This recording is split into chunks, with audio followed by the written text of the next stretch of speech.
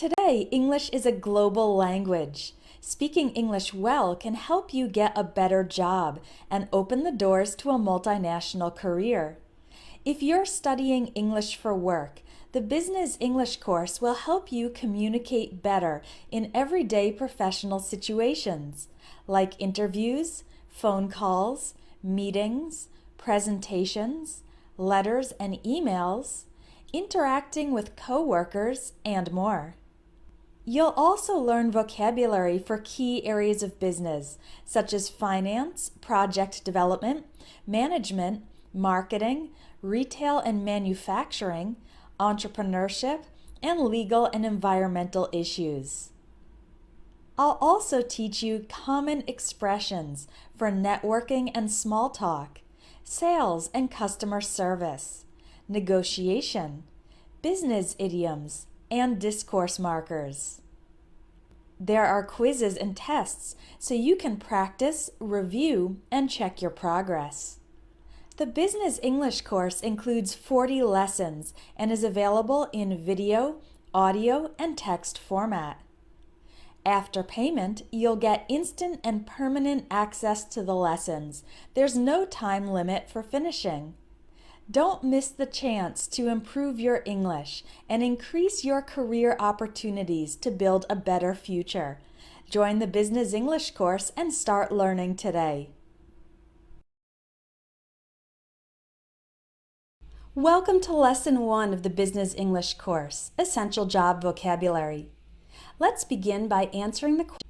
Welcome to Lesson 1 of the Business English course, Essential Job Vocabulary. Let's begin by answering the question, where do you work? This seems like a simple question, but there are many ways to answer it. I work at, I work in, I work for, and I work with. You're going to learn when to use each preposition. Say, I work at or for, and then the name of the company. For example, I work at Espresso English, or I work for Nike. You can also use for if you work directly for a famous person. I work for Tom Cruise. I'm his public relations manager.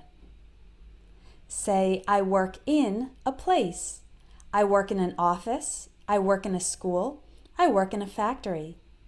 Say, I work in a city or a country. I work in Paris. I work in France. As well as a department. I work in the marketing department. I work in human resources. I work in sales. And we also use in with general areas and industries. I work in finance. I work in medical research. I work in consulting. Say, I work with, and then the things or people that are the objects of your day-to-day work. I work with computers. I'm a teacher. I work with special needs children. If you want to add more details about your work, you can say, I'm responsible for, or I'm in charge of, or my job involves.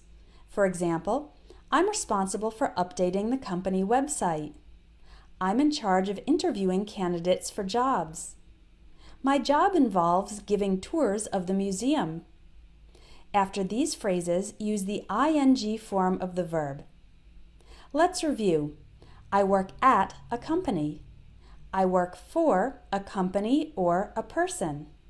I work in a place, city, country, department, or general area or industry. I work with people or things. In conversational English, the question, where do you work, is commonly phrased as, what do you do, or what do you do for a living? You can answer with one of the I work phrases we just learned. Or you can say, I'm a, or I'm an, and then your job title. I'm a teacher. I'm an accountant. How do you answer this question if you don't have a job?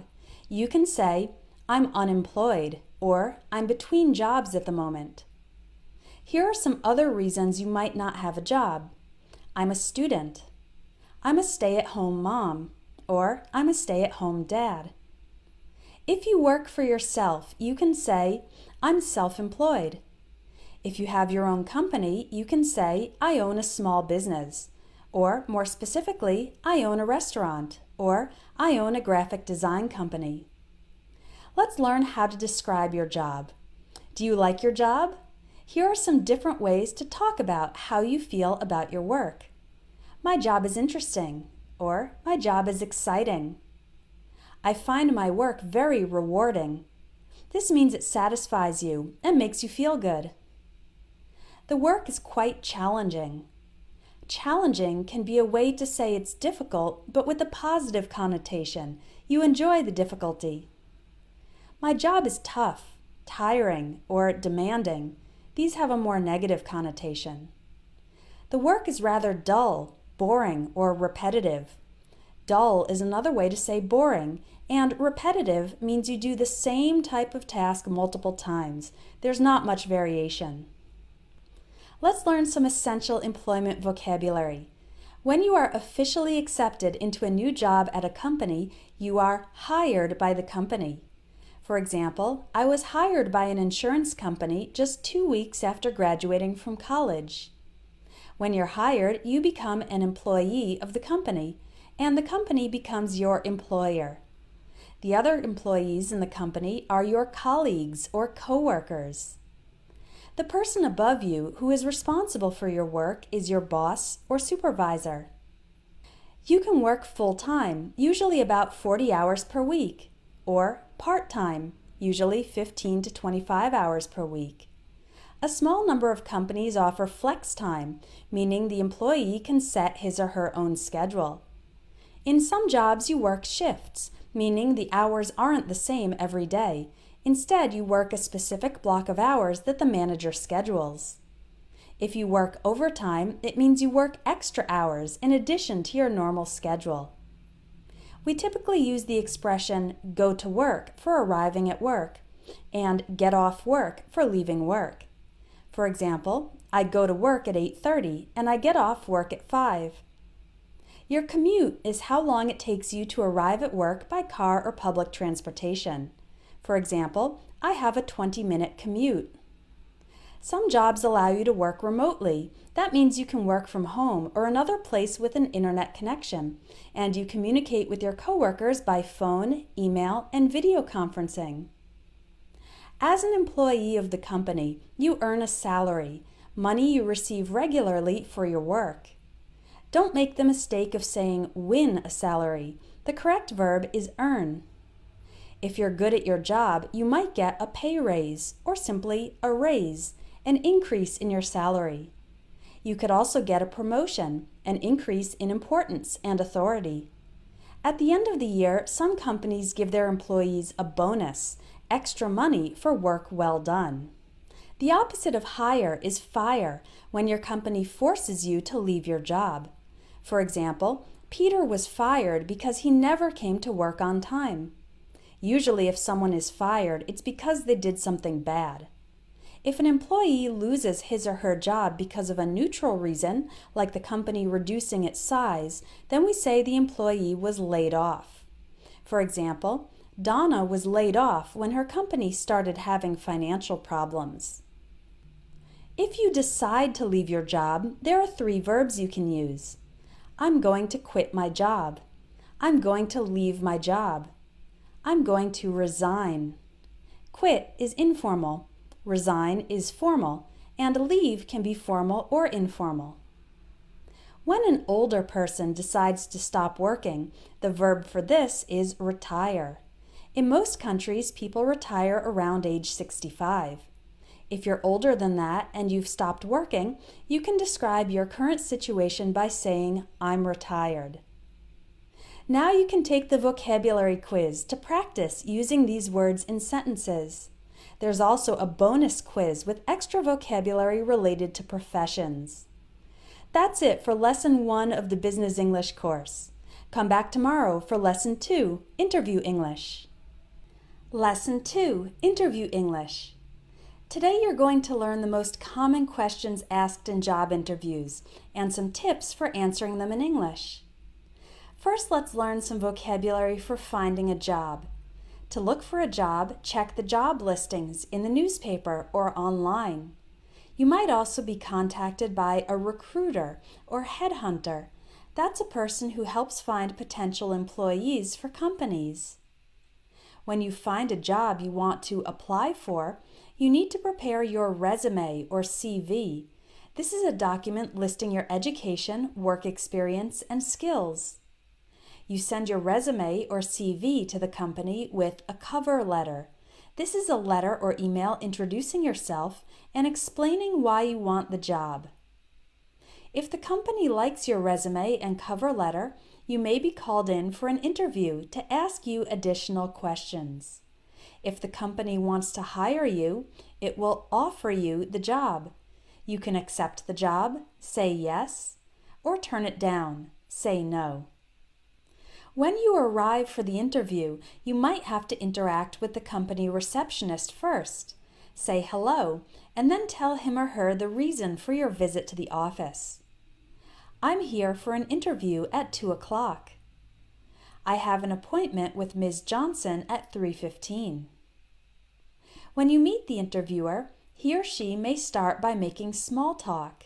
Here are some common small talk comments and replies. Very nice to meet you. Nice to meet you too.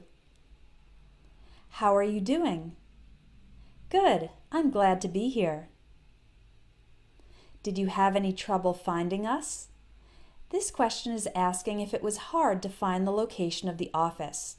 And you can answer, no, not at all. Or, it was a little difficult, but I made it. Would you like any coffee? Or, would you like a glass of water? Yes, please. No, thanks. A cup of coffee would be great. Finally, the interviewer may say, have a seat. This means, please sit down. One common question to start an interview is, tell me a little bit about yourself. To answer this question, give a brief summary of your education, experience, and goals. Here's a sample answer. I studied chemistry at Colgate University, and I've been working for Smith Pharmaceuticals for the last 3 years. I currently run clinical tests there using the latest techniques. I'm very interested in the field of cancer research, and I'd like to move into more of a management position. Notice the verb tenses used in this answer. We use the past tense, studied, for events that started and finished in the past. We use the present perfect continuous, I've been working, for events that started in the past and continue to the present. We use the present tense, I currently run and I'm very interested, to describe the current situation. And we use I'd like to describe future hopes and goals. Here's some additional vocabulary you can use to talk about your studies. You can say, I studied chemistry. I majored in chemistry. I have a degree in chemistry. The verb major in the context of a university means your concentration of studies. If you want to be more specific about what type of degree you have, you can say, I have an associate degree. An associate degree is a 2-year degree. I have a bachelor's degree. That's a regular 4-year degree. I have a master's degree. I have a doctorate, or I have a PhD. And I have a technical certification if you've done a specialized technical course. It's good to mention your experience and also your interest in the company's current activities.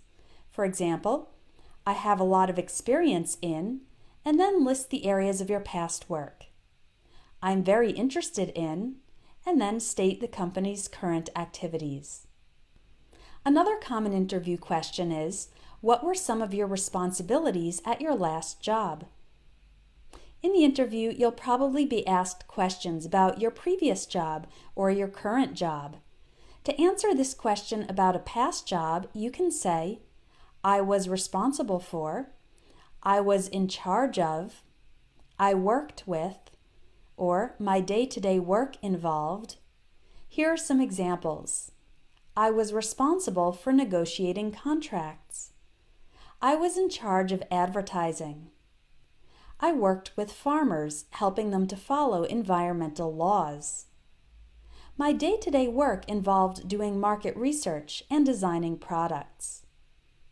In job interviews, it's also common to ask questions about past experience.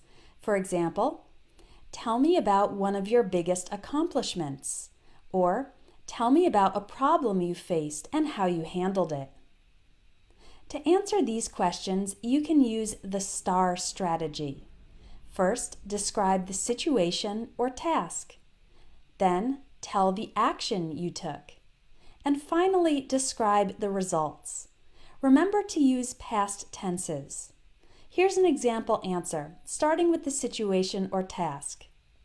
While I was working as an HR manager, there were a number of conflicts among international staff members due to miscommunications and cultural differences. Then, tell what action you took. I organized training sessions to teach staff about our company culture and mission in all our international offices. I also established scholarships for employees to take English classes so we can improve overall communication. And finally, talk about the results. More than 500 employees benefited from these programs, and the number of staff complaints and conflicts decreased significantly. The interviewer may also ask, "Why do you want this job?" Or, "Why are you interested in this position?" Another possible question is, "Why do you want to work for this company?" Never say, "because I need a job," or "because I need some money," even if it's true. Instead, say some positive things about the company and connect your skills and interests to the company's needs or mission. Here's a sample answer. Why do you want this job? I know that this company has been developing innovative products, which is very exciting. I'd love to use my creative programming skills in these projects. Why are you interested in this position? The job involves editing and proofreading, and those are two of my strongest skills. I really enjoy helping improve publications, and I'd like to do that here at, and then say the company's name. Why do you want to work for this company? One thing that impresses me about this company is how much you care about your customers. I also have a real passion for customer service, so I'd love to join your team. In the interview, you might be asked, what are some of your strengths and weaknesses? Here are some possible answers for strengths. You could say, I have great communication skills. I'm a people person. This means you enjoy working with people and using your social skills. I'm a quick learner.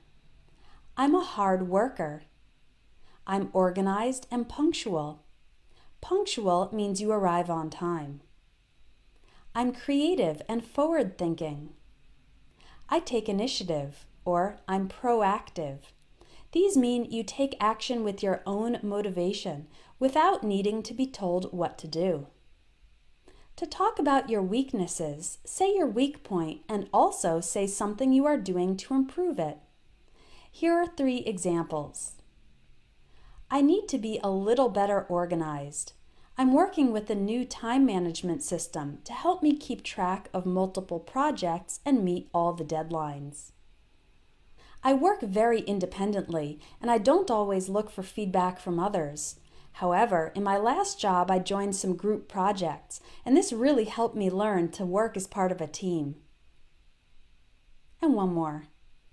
I've realized I tend to get impatient with colleagues who don't work as fast as I do, so I'm now making a conscious effort to encourage and motivate coworkers in a positive way. The interviewer might ask, "Why are you leaving your current job?" or "Why did you leave your last job?" Don't complain about your previous job or boss because it makes you sound negative. Instead, it's good to emphasize the positive things you're hoping to gain by changing jobs. So here are some diplomatic ways to answer a question like this. Don't say, "I don't enjoy the job, area, or company." Instead, say, "I'd like to take my career in a new direction. I'm especially interested in," this position or area, because, and then say exactly why it appeals to you. Don't say the salary was too low or there were no promotions available. Instead, say, there weren't very many opportunities for advancement, so I'm looking for a position where I can grow with the company. Don't say, I'm bored in my current job. Instead, say, I feel like I've accomplished everything I could in that role, so now I'm looking for new challenges and opportunities. Don't say, I didn't like the work. Instead, say, I'd like to find a position that's a better match for my skills and career goals. Don't say, I lost my job. Instead, say, the company eliminated my position, unfortunately, but my former manager was always very happy with my work. Don't say, I was fired. Instead, say, the job wasn't a good fit for me and I was let go. Now I'm committed to finding work that I enjoy in a place where I can make a real contribution. Another interview question you might encounter is, where do you see yourself in 5 years? This question can be hard to answer. Basically, the interviewer wants to see if your answer matches the company's long-term goals. So don't say you plan to move on to a different job or that you hope to be in charge of the whole company. Instead, talk more generally about how you hope to improve your own skills and contribute to the company's work. Here are some sample answers. Over the next 5 years, I want to continue developing my skills so that I can become an expert in my work. I hope to gain more experience and move into a management role if possible. I'm really passionate about this work and I could see myself doing it for a long time. I'd like to do the best job I can in this role, and I'd be interested in opportunities for advancement in the company.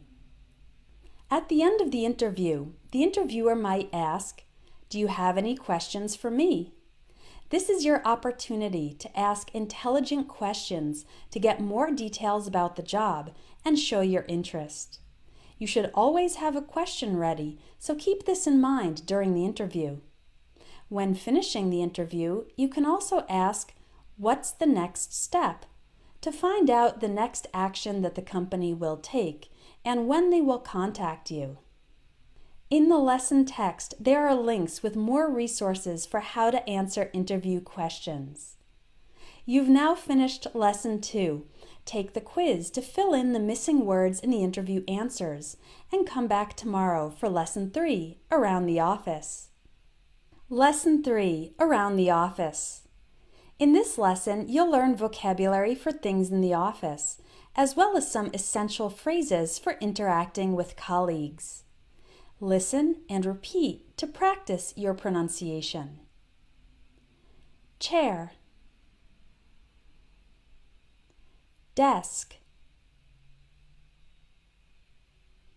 You will probably have a chair to sit in and a desk on which to do your work.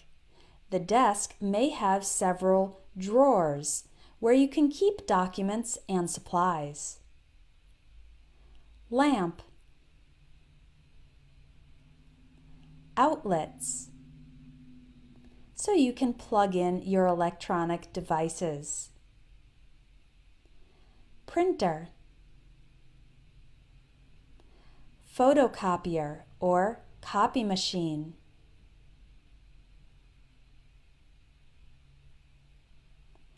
Calendar, scissors, tape.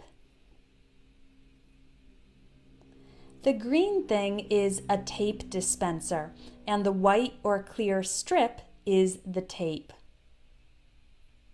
Stapler, staples, staple remover, Post-it notes or sticky notes, folder, binder, filing cabinet, bulletin board, rubber bands, paper clips, tacks or thumbtacks, highlighter,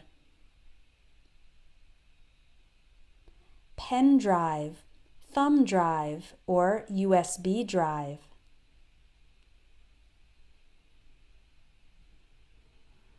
conference room.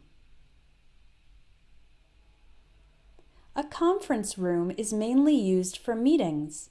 Your office might also have a break room or lounge that is used for taking a few moments to relax. Whiteboard,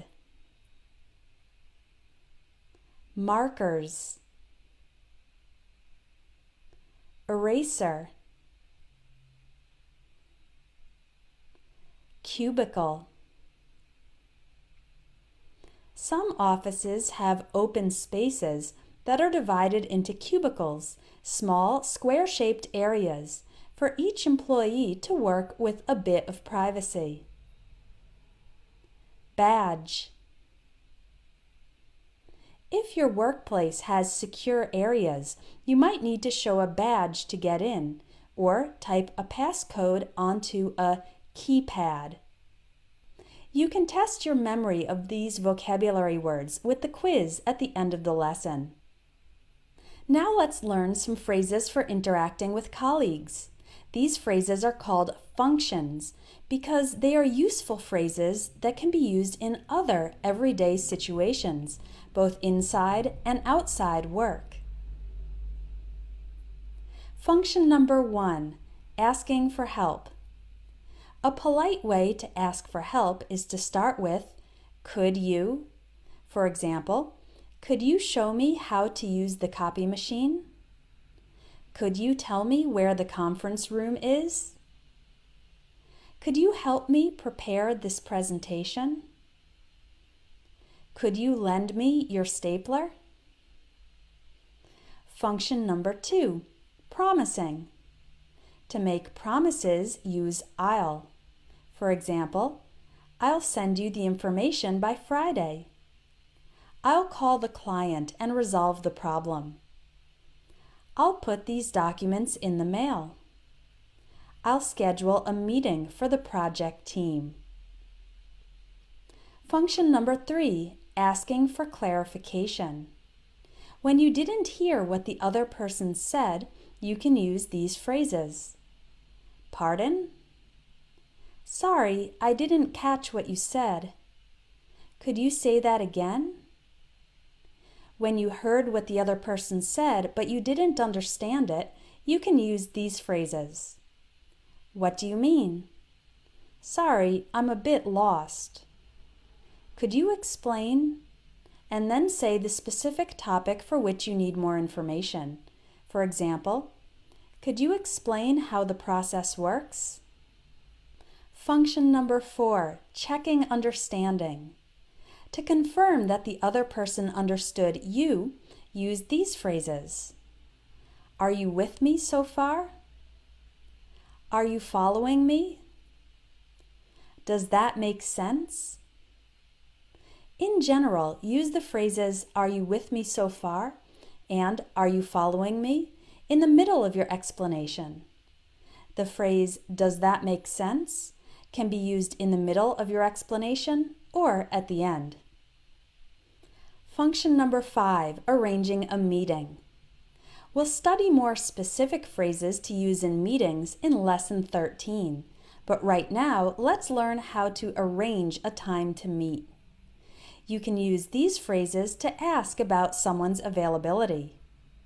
Are you available on Monday at 2 o'clock? Or, are you free on Monday at 2 o'clock? Can we meet next Tuesday afternoon? Would Friday the 17th be okay? If someone asks you and you need a moment to find out if you're available or busy, you can say, "Let me check my schedule," or "Let me check my calendar."